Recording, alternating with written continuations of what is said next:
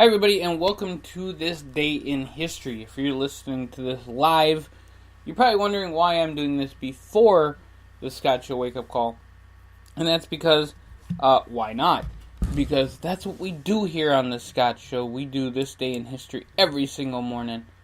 Whether it's before or after the Scott Show wake-up call, it doesn't even matter. We just do it up. Today is January 13th. 352 days left remaining in this year. We start out with the Nicene Riots in Constantinople, which happened in 532. In 1547, Henry Howard, the Earl of Surrey, is sentenced to death. In 1797, the French Revolutionary Wars, a naval battle between a French ship of the line and two British ships off the coast of Brittany ends with the French vessel running aground, resulting in around 900 deaths. Oh, 900 people. In 1815, the War of 1812, British troops capture Fort Peter in St. Mary's, Georgia. The only battle in that war to take place in the great state of Georgia. In 1830, the Great Fire of New Orleans begins. In 1833, United States President Andrew Jackson writes to his Vice President Martin Van Buren, expressing his opposition to South Carolina's defiance of authority from the federal government in the nullification crisis. In 1840, the steamship Lexington burns and sinks 4 miles off the coast of Long Island. In 1842, William Bryan, who is a doctor, he's the assistant surgeon to the East India Company Army during the First Anglo-Afghan War, becomes famous as being the only survivor of an army of 4,500 men and 12,000 camp followers as he reaches a garrison in Jalalabad. What a cool name. Afghanistan. Alright, in 1849, the establishment of the colony of Vancouver Island. In 1879, Ada Anderson completed a great feat of apparently walking 2,700 quarter miles in 2,700 quarter hours, earning her $8,000. I'll walk that for $8,000. Yeah.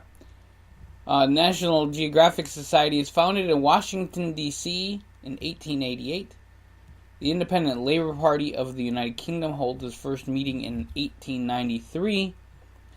In 1893, also, Marines land in Honolulu from the Boston to prevent the Queen from abrogating the Bowane Constitution. Now I'm going to look that up for just a second. Because the thing is that it was an 1877 Constitution of the Kingdom of Hawaii. There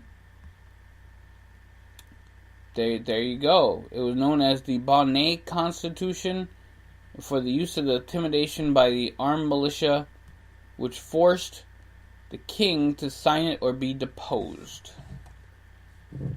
And there we go. Now, this whole thing about the queen is, yes, Hawaii had a queen. And the last queen of Hawaii was named Queen Liliuokalani.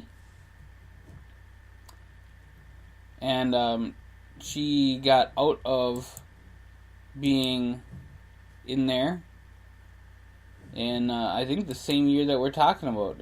It actually happened in 1893 that she lost her throne. This happened in let's see. This also happened in 1893. So yes, this was with Queen Liliuokalani. In 1895, the First Italy-Ethiopian War, in the war's opening battle, it is an Italian victory. In 1908, the Rhodes Opera House opens up in Boyerstown, Pennsylvania. Why not? In 1939, the Black Friday bush fires burn 20,000 square kilometers of land in Australia, claiming the lives of 71 people. So I'm going to ask, why not? Okay, Google, how many miles is 20,000 square kilometers? 20,000 square kilometers equals 7,722.043 square miles. 7,000 miles of land in Australia burned in the Black Friday bushfires. Okay, 1942, Henry Ford patents a plastic automobile 30% lighter than a regular car. In World War II, the first use of an ejection seat by a German test pilot and Henkel jet fighter. In the first Indochina War, the Battle of Yemen begins. Sometimes I just go into these things so cold I don't even know what I'm talking about. Let's see. In 1963, the coup d'etat in Togo results in the assassination of President Olympio. In 1964, anti-Muslim riots break out in Calcutta, resulting in 100 deaths. In 1964, in New Hampshire, Pamela Mason is murdered. Edward Coolidge is tried and convicted of the crime, but the conviction is set aside by the landmark Fourth Amendment case Coolidge versus New Hampshire. I'm interested. Let's find out what happened here. Now, I'm just kind of reading this a little bit here, folks.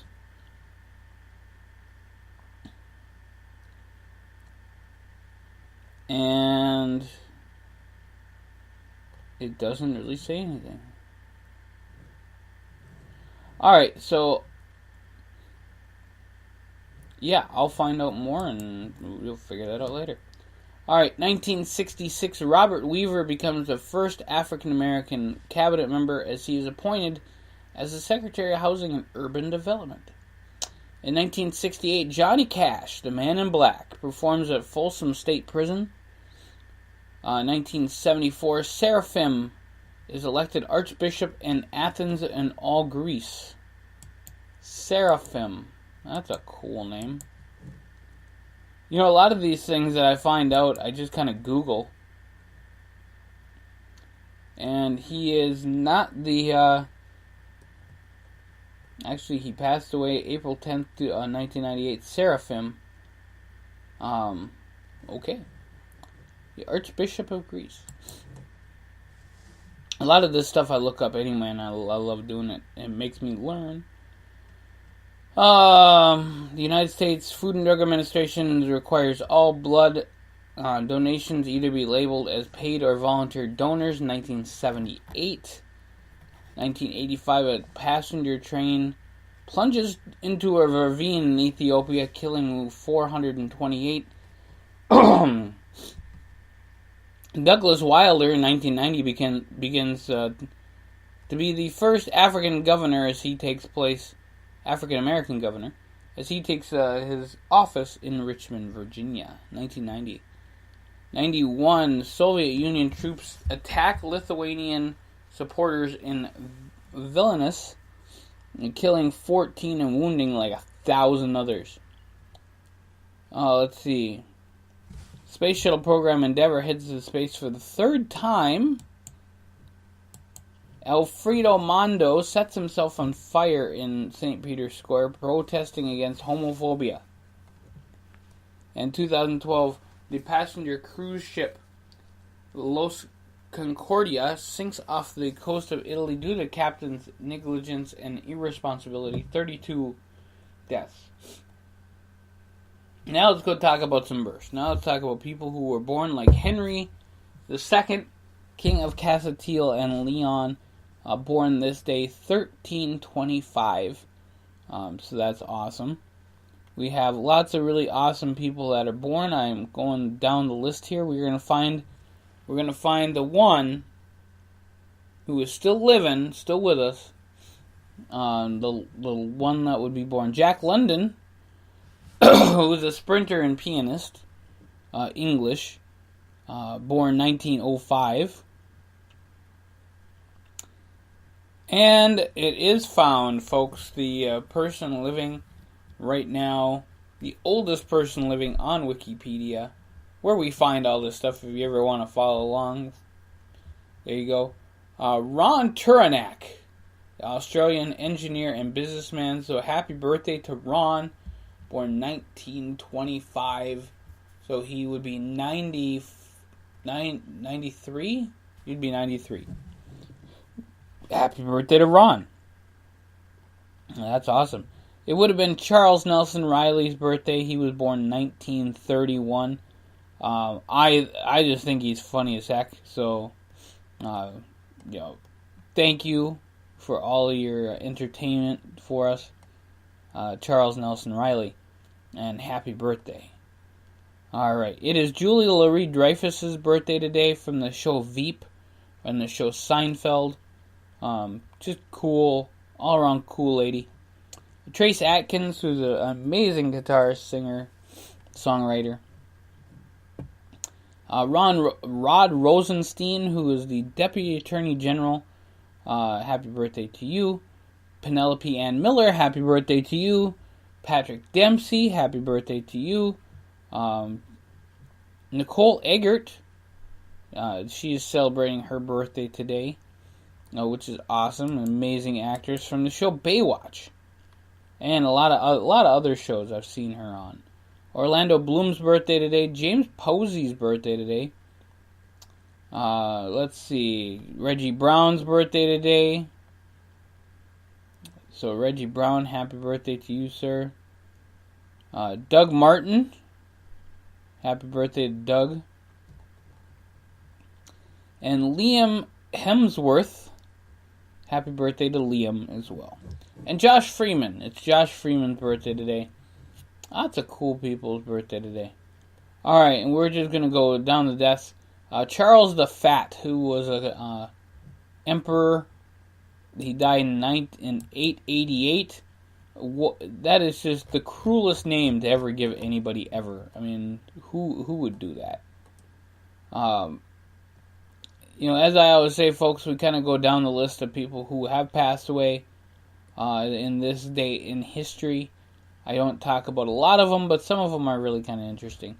Like Hubert Humphrey died this day in history, the 38th Vice President of the United States.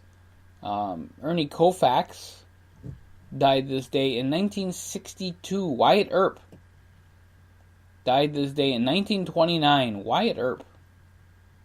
That one, I think that I'm surprised it's not out there a little bit more. And Henry II, Duke of Austria, died in 1177. So there you go, folks. That is this day in history. By the way, it is Constitution Day in Mongolia. It's Korean American Day in the community in the United States. It's Old New Year's Eve in Russia and a whole bunch of other places. Stephen Foster Memorial Day and Liberation Day in Togo. So you guys have a great rest of your day. We'll catch you here real soon on thescottshow.com.